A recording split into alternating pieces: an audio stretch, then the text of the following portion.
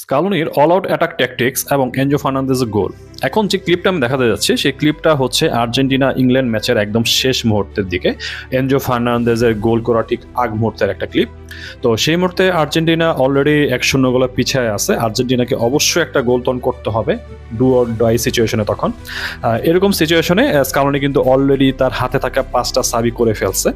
Argentina ম্যাচটা start করছিল 4-3-3 অথবা 4-3-1-2 ফরমেশনে, এবং এই 5টা সাব করার পরেও ফরমেশন কাইন্ড অফ সেম ছিল, বাট প্লেয়ারদের রোল কিন্তু ডিফারেন্ট ছিল, এবং এই ডিফারেন্ট রোলের কারণেই কিন্তু আলটিমেটলি এনজো ফার্নান্দেজের গোলটা আসছিল। সো ব্রেকডাউন করবো যে প্লেয়ারদের ঠিক কী রোলটা ছিল এবং সেই রোলের কারণে কিভাবে এনজো ফার্নান্দেজের গোলের সেট আপটা করা হয়েছিল।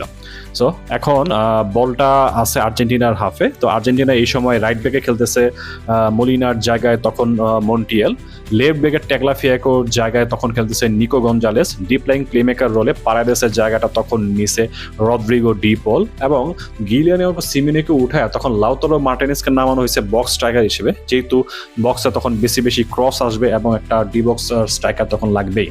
সো দেখি সিচুয়েশনটা কেমন হয়। বল আর্জেন্টিনার হাফে, আর্জেন্টিনা এখন অ্যাটাকে উঠবে এবং ইংল্যান্ডকে আমরা দেখতেছি তারা কিন্তু ড্রপ ডাউন করতেছে, কোনো চার্জ নাই, কোনো প্রেসিং নাই, জাস্ট নিজেদের বক্সে গিয়ে তারা লো ব্লকে ডিফেন্স করবে, এটাই হচ্ছে গিয়ে তাদের ইন্টেনশন।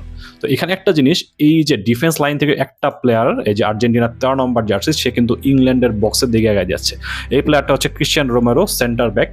যেহেতু এই টাইমে হচ্ছে যে বক্সে বেশি বেশি ক্রস আসবে, তো এই ক্রসটা কাজে লাগানোর জন্য অপোনেন্টের বক্সে কিন্তু একটা ফিজিক্যাল প্রেজেন্স লাগবে, এরিয়াল থ্রেট লাগবে। সেই এরিয়াল থ্রেটটা দেওয়ার জন্য কিন্তু রোমেরো বক্সের দিকে চলে যাচ্ছে।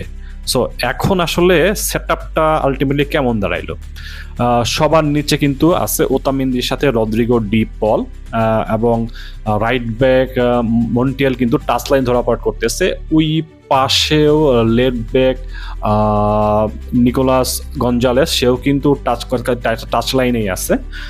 মিডফিল্ডে খেলা এনজো ফার্নান্দেজ কিছুটা নিচে রদ্রিগো ডি পল এবং ওতামেন্দির সাথে সেম লাইনেই। অ্যাটাকিং মিডফিল্ড এই দুইটা পজিশন হোল্ড করতেছে এই মতো লাউতারো মার্টিনেজ এবং আলেক্সিস ম্যাকালিস্টার।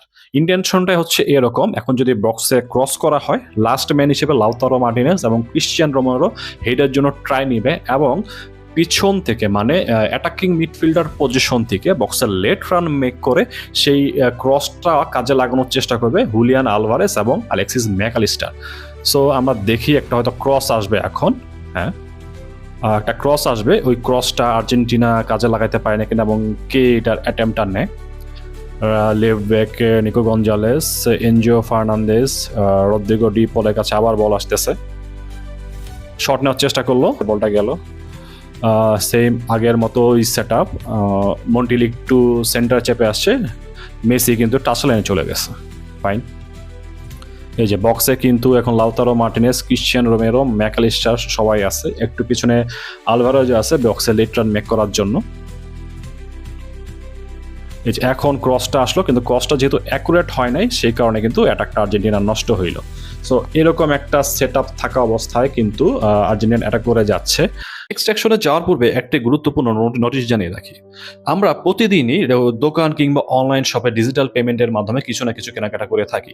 সেখানে দেশ জুড়ে 45,000-এরও বেশি দোকান এবং অনলাইন শপে চলছে বিকাশের 10,000 টাকারও বেশি অফার, যে কারণে পেমেন্ট মানেই কিন্তু বিকাশ। আরও একবার দেখতেছি আর্জেন্টিনা অ্যাটাকে উঠতেছে, এখন লেফট টাচ লাইনে বল গেল। এখানে আরেকটা জিনিস, এই যে একটা প্লেয়ার নিচ থেকে বলটা ক্যারি করে সামনের দিকে আগে যাচ্ছে, এই প্লেয়ারটা কিন্তু হচ্ছে নিকোলাস ওতামেন্দি, সেও কিন্তু সেন্টার ব্যাক, বাট সে বক্সের দিকে আগে যাচ্ছে সেই ক্রিশ্চিয়ান রোমেরোর মতো একটা ফিজিক্যাল প্রেজেন্স দিতে, যাতে করে বক্সে যদি কোনো ক্রস আসে সেই ক্রসটা তার ফিজিক্যাল এবং এরিয়াল অ্যাডভান্টেজ কাজে লাগায়, সে কাজে লাগাতে পারে। বাট যেহেতু ইংল্যান্ড তখন ডিপে ডিফেন্স করতেছে এবং ইংল্যান্ডের বক্সে অলরেডি আর্জেন্টিনার 3টা প্লেয়ার চলে গেছে, এই 3টা প্লেয়ারকে অ্যাটেনশন দিতে গিয়ে কিন্তু পিচের নিচে যারা আছে তারা কিন্তু একটু বল পায়, ভালো স্পেস পাচ্ছে, এবং এই কারণে দেখতে পারতেছি যে এনজো ফার্নান্দেজ কিন্তু একটা শুটিং জোন পেয়ে গেছে ভালো, যদিও বা এটা কিন্তু ভালো লং ডিস্টেন্সে আছে, এবং আলটিমেটলি সে কিন্তু বলটা অন টার্গেটে রাখতে পারে নাই। পিক ফর একটা সেভ দেয়, যে সেভটার কারণে কিন্তু কর্নার কিকটা পেয়ে যায় এবং ওই কর্নার কিকটা থেকে কিন্তু গোলটা আসে।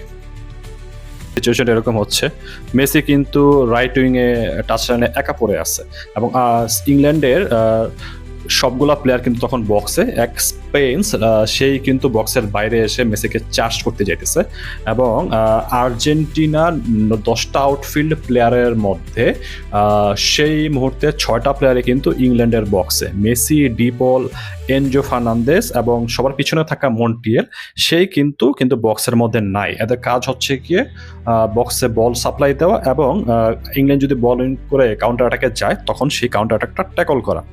সো দেখি কি হয়।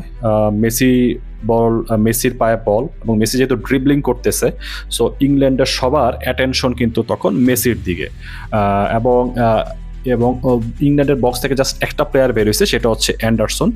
বক্সের বাইরে ডিপল এবং এনজো ফার্নান্দেজ দুইজনে কিন্তু ফ্রি এবং আরেকজন দেখা যাইতেছে বক্সের মধ্যে, সেটা হচ্ছে হুলিয়ান আলভারেস। সেও কিন্তু একটু সাইডে চেপে সেও কিন্তু একটা ফ্রি স্পেস করে নিছে। সো এখন সিচুয়েশনটা হচ্ছে এরকম, যদি মেসি ব্যাক স্পেন্সকে কাট ইন করে একটু সেন্টারে গিয়ে তার ট্রেডমার্ক শট টানে তখনও কিন্তু একটা রিস্ক আছে। আবার মেসি যদি ডিপলকে ব্যাক পাস দেয়, ডিপল কিন্তু একটা ভালো ক্রস করার মতো পজিশনে আছে। বাট মেসি যদি এনজো ফার্নান্দেজ কিংবা ওই পাশে হুলিয়ান আলভারেসকে বলটা দিতে পারে, দুইজন কিন্তু একটু ফ্রি যেহেতু আছে, তারা কিন্তু শুট করার একটা স্পেস পাবে। সো মেসি যেটা করে সেটা হচ্ছে কাটিং করে সে ভিতরে ঢুকতেছে, তার ট্রেডমার্ক কার্ভ শটটা সে নিবে, এরকম একটা ফেক শট অ্যাটেম্প্ট দেখে সবার অ্যাটেনশন তার দিকে নিয়ে নিল। But at the same time যেটা বললাম, ওই দিক দিয়ে কিন্তু আলভারেস এবং এনজো দুইজনই কিন্তু একটু ভালো স্পেস পেয়ে গেছে, যার পায়ে বল যাবে সেই কিন্তু গোলের জন্য শট নেবে এবং তারা কিন্তু গোলের জন্য শট নেওয়ার জন্য একটু টাইম স্পেস মোটামুটি সবার থেকে বেটার পাবে। বাট এখানে আলভারেস একটু ব্যাকফুটে আছে, মানে আলভারেসকে যদি বল দেওয়া হয় তার কিন্তু শুটিং স্পেসটা করে নিতে একটু সময় লাগবে এবং আলভারেসকে বলটা পাস দিলে অ্যাকুরেটলি সে শট নাও নিতে পারে। বাট একদম শুট করার মতো পজিশন নিয়ে আছে কিন্তু এনজো ফার্নান্দেস এবং মেসি। কিন্তু এই দুইজনের মধ্যে, দুইজন পটেনশিয়াল শুটারের মধ্যে যে একটু ভালো ফুটে আছে গোল করার মতো সিচুয়েশনে, শট নেওয়ার মতো সিচুয়েশনে, সেই এনজো ফার্নান্দেসকে কিন্তু সে বলটা দিবে। এনজো ফার্নান্দেস বলটা পাইলো, সে শুট করার মতো পজিশন নিল, এইম করলো এবং এরপরেই বুম,